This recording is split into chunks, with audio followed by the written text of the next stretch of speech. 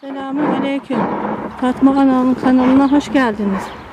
Bamya tohumunu ısladım. Dizileri çekeceğim. Ekeceğim şimdi. Yine toprak altı ekeceğim.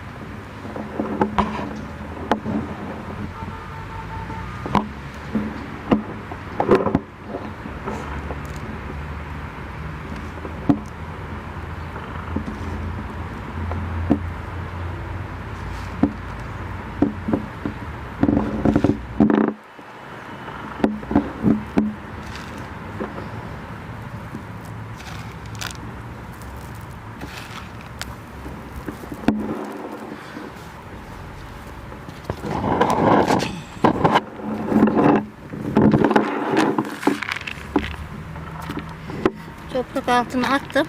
Şimdi bamyeleri ekeceğim. Bismillahirrahmanirrahim. Allah'a emanet. Allah'a getir ya Rabbi. Yanmasın, yırtılmasın, dökülmesin.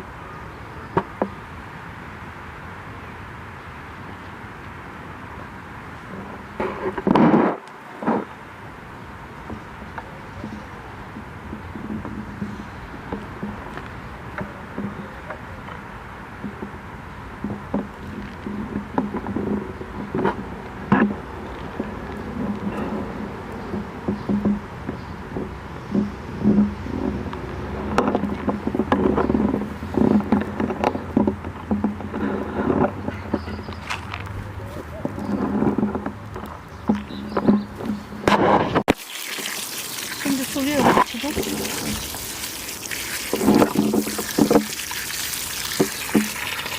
Bol bol sulayacağım.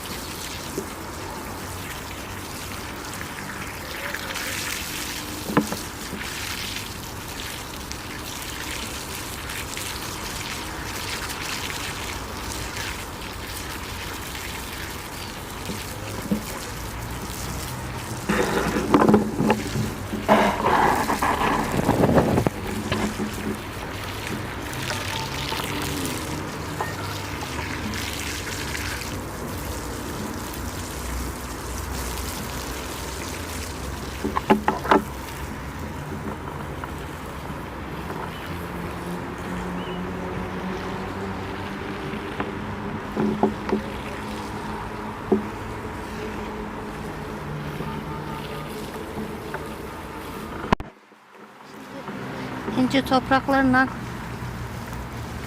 çok örtmeyeceğim. Çok örtünce derine gidiyor, bitmiyor. Az bir şey hemen.